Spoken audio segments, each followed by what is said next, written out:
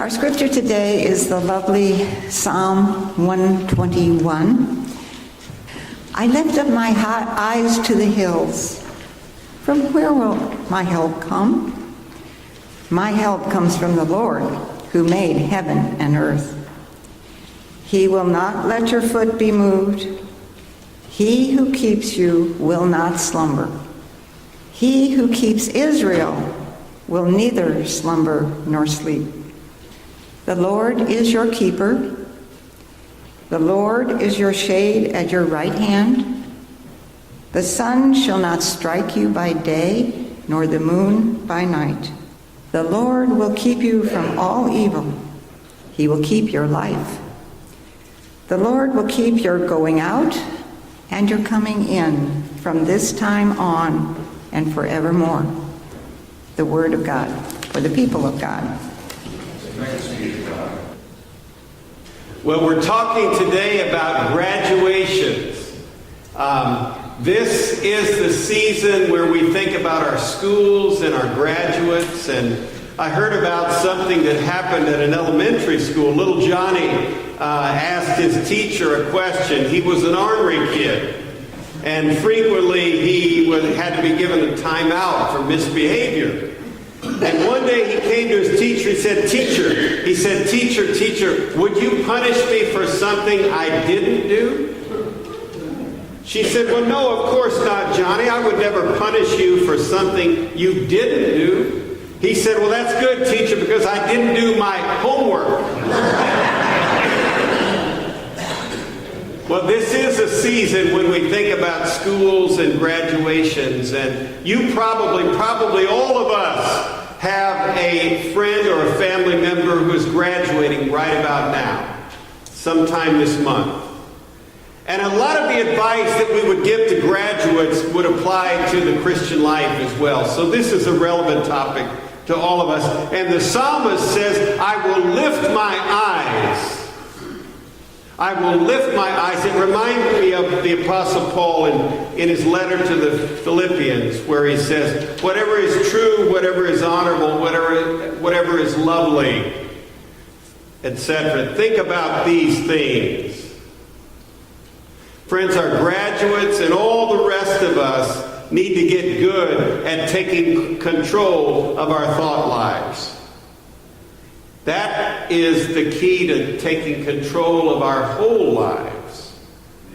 Plato said, for a man to conquer himself is the first and noblest of all virtues. John Milton said, he who reigns within himself and rules his passions, desires, and fears is more than a king. Friends, there's a great and simple divide in life.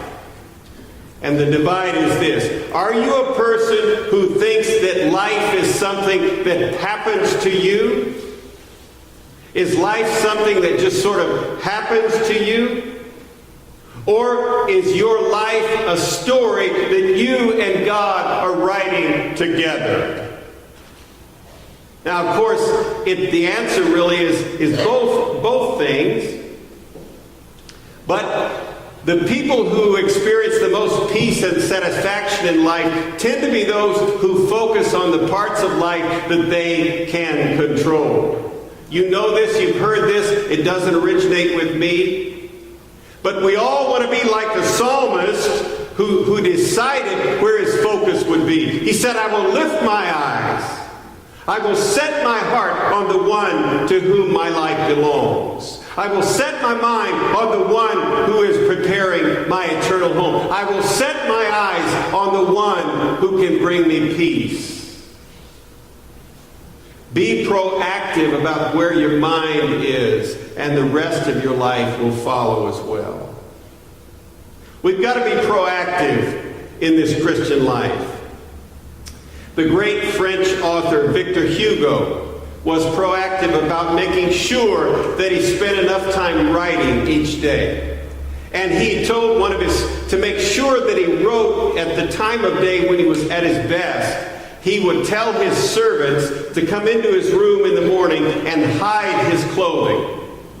Hugo did not want to be able to go outside until he had done his writing for the day. And so his servant would come in and take his clothing away so that he would have to sit in his room and write during the part of the day when he was at his best.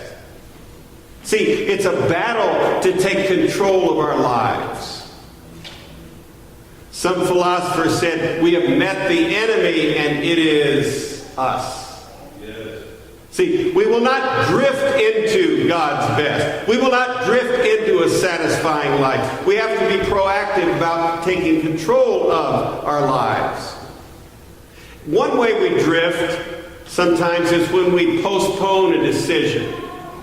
We think that we're gathering more information, but if we postpone a decision too long, we're making a decision, right? We are. Another way we drift is by taking the path of least resistance. Sometimes people get married, for example, just because their friends are all getting married. You make decisions when you make decisions based on what others are doing instead of taking ownership for the decisions that will define your life. That's a way that you're drifting, and you probably won't drift into the best. God's best for your life that way. There are parts of your life that you can control. There are parts of your life that only you can decide. Focus on those parts of your lives. Tony Evans tells the story of a forester named Sam. And Sam would be out chopping wood in the forest every day. And every time he would swing the axe, Sam would say, "Oh, Adam, oh, Adam, oh, Adam." Finally, his boss came to Sam and said, "Sam, why is it that every time you swing the axe, you say, 'Oh, Adam, oh, Adam, oh, Adam'?" And Sam said, "Well, I think about Adam and Eve, and I know that Adam, my forefather, sinned against God, and so God cursed him and said that from now on he would earn his bread through the sweat of his brow. And so every time I hit the axe against the tree, it reminds me that if Adam hadn't sinned, I wouldn't have to work." Well, Sam went on that way for many years, and every time he swung the axe, he would say, "Oh, Adam, you know, and he did a pretty good job, and he was a good forester. Actually, he was a model employee. And one day his employer met him at the gate, and he said, "Sam, come with me." And his boss led him to a mansion, 7,000 square feet, 7,000. It was a beautiful house. Every room, beautiful. There was a pool outside, and a tennis court, and flowers, and a manicured yard around the house. The boss said, "Sam, you're a good man. And Sam, I don't want you to struggle anymore with that Adam mentality. I don't want to hear you say, 'Oh, Adam, oh, Adam, oh, Adam.' I want you to have a different kind of life. So this house, Sam, this house is all yours. Every inch of it. Every room, the pool, the tennis court, the yard, everything, it's all yours. Just one thing, Sam. There's a little box in the center of the dining room. And Sam, I want you to leave that box alone. It's just a little box. It doesn't take up much space. You don't ever need to concern yourself about what's inside that box. Just leave it alone. Don't lift the lid on that box.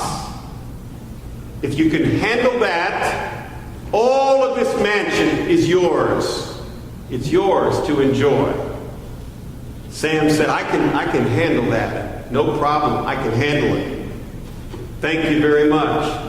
And Sam moved into his new house. It was a mansion, beautiful, lovely house. Everything was there for his enjoyment. Everything was there for his pleasure and his fulfillment. And he had a marvelous time. A marvelous time. But then, after about a year, He'd gotten used to everything, and there was nothing new in the house that was left to experience. And there was just one remaining mystery there. It was that little box right in the center of the dining room table. His master had told him to leave it alone. But it was the only thing in the house that he hadn't yet experienced. And one day, when nobody else was home, and nobody was looking, Sam couldn't help himself any longer, and he lifted the lid on that box, and lo and behold, Sam was amazed at what happened next. He lifted the lid on the box, and a teeny tiny little mouse jumped out. And the mouse began to scamper and scurry around the room, running around the room, and Sam's whole peace of mind was altered at that moment as the mouse would scamper around the house. And he knew that the other people in the house would not be pleased. And so Sam was in a frenzy trying to catch the mouse. And there were times when he had it just about cornered, and then it would get away and run to another room in the house. And over again, Sam just about caught the mouse, but he could never do it, and the mouse would get away and go somewhere else. And then one day, Sam could no longer hide his transgression. The master came and noticed that the lid on the box had been lifted. And Sam confessed that he'd opened the box and there was a mouse scurrying around the house. And the master shook his head. He said, "Now, Sam, I warned you not to lift the lid of that box. That was the one thing I told you not to do. So, Sam, I'm sorry, but I'm sending you back to the forest. Pick up your axe and resume chopping wood for a living." And some days later, the master went out into the woods to check on Sam, and there he was, faithfully chopping away and doing a good job again, sweating but working hard, doing a good job. Only this time he wasn't saying, "Oh, Adam, oh, Adam, oh, Adam." He was saying, "Oh, Sam, oh, Sam, oh, Sam." Wherever we are in life, graduating from college, graduating from high school, retiring from work, or maybe you're many years into retirement, wherever we are in life, we've got to keep battling for control of our lives. We have to keep fighting the good fight at every stage of life's journey. Life is not something that happens to you. Life is something you create. You and God write this story together. That's what's intended. Life is a story that you and God are writing together. I will lift my eyes to the hills. Take control of your life. Keep control of your life. Base your life on good habits and spiritual practices, not on excitement or on feelings. There was a time in John Wesley's life, for example, when his spiritual life was at low ebb. He wasn't sure that he could keep on preaching because his faith was not especially strong at that moment. And he was not at a good place in his life. And a wise Christian friend wrote to John Wesley and said, "John, preach faith until you have faith. Preach faith until you have faith." In other words, go ahead and do the right thing, even if you're not really feeling it at this moment. Let your actions lead your feelings. I've told many of you before about this amazing brother-in-law that I have. And he's actually a professor at Harvard. And I remember when he first became a professor there at Harvard, they had a reception for him. And Mary and I went to this reception, and at one stage in the evening, he was asked to make some remarks. And they wanted him to talk about his path to success. And he's kind of a funny guy. He likes to be funny. And so he said, well, my strategy on this is to fake it until you make it. Well, he was only joking. He's not a person that is faking it. He's the real deal. But here's the part that I think is truthful about that statement. He came from a family of 11 children. Circumstances were very difficult. He really had to fight hard to get where he is. He's not faking it, but here's the part that I think we need to pay attention to. Even people like him who are very, very talented have periods in their lives when they don't feel especially confident.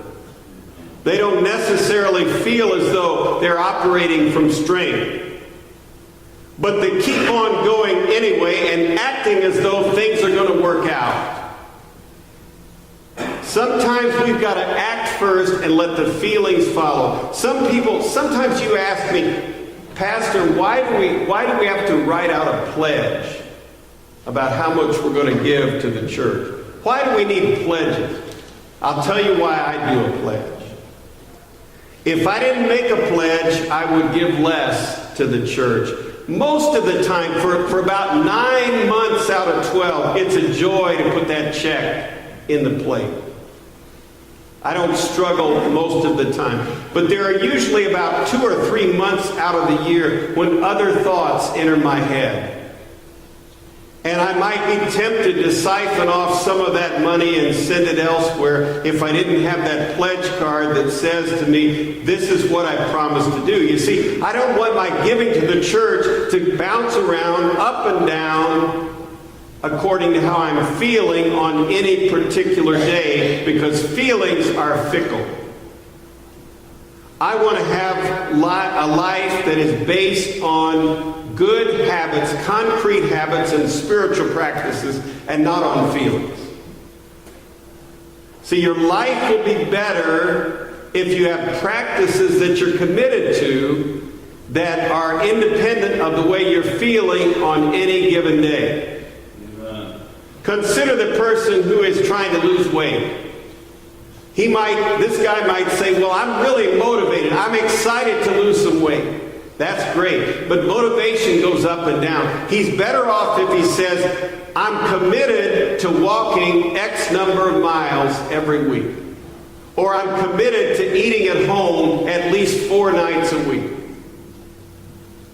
See, we do better when we commit to good habits instead of depending on our energy and excitement, because those things go up and down. Now, a final piece of life advice that the Bible has for us, for graduates and really for all of us, is that we ought to be living with a sense of well-being and peace. You don't have to live at odds with people or with the world any longer. That's one of the great messages of Psalm 121. You have a God that watches over you and loves you and cares for you, and that protection will never be taken away. And so you can go out in the world knowing that success is not a zero-sum game. Your happiness does not have to come at the expense of someone else. Most kinds of employment now, for example, value cooperation and collaboration. In most positions now, if you can help others succeed, your chance of succeeding will be greatly enhanced. That's what a servant leader does. And the whole middle section of Psalm 121 is supposed to give us this sense of well-being and security. Listen again to the middle portion of this psalm. He who watches over you will not slumber. Indeed, he who watches over Israel will neither slumber nor sleep. The Lord watches over you. The Lord is your shade at your right hand.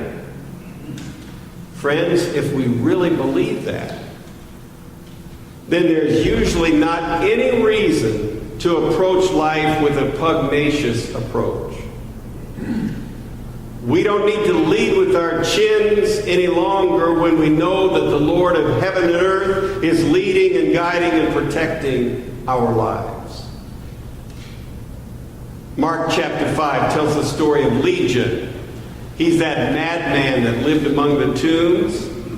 He was very much at war with people and with life and even with himself.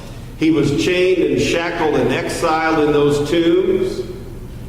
And in the 5th chapter of Mark, he even runs out towards Jesus and he's spoiling for a fight. He even wants to argue and fight with Jesus. And he's a poster child for how estranged and hostile and crossways people can get. But I hope that once the Lord got him settled down, he was able to read Psalm 121. Because there's a completeness and a permanence about the Lord's love and protection for us that takes the nasty edge of life away. And so I just hope that he was able to take these lessons that we see in Psalm 121. I hope he read it. I hope he lived by it from that day forward. See, when we fully grasp the love and the protection that is promised to us in this psalm, we will never again need to live in a constant state of anxiety or enmity with the world or in our relationships ever again. Friends, life is not something that happens to us. Life is not something that is done to us. Life is a story we're writing with a loving, protected God.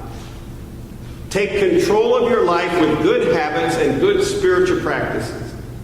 Realize that as a child of God, you operate from strength. You don't need to live at enmity with anyone or with the world ever again. And as you pursue your own success, be mindful of the need to help others succeed.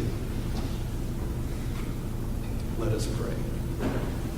Oh God, give us the wisdom and the faith to let you lead us every day of our lives. We ask it in Jesus' name. Amen.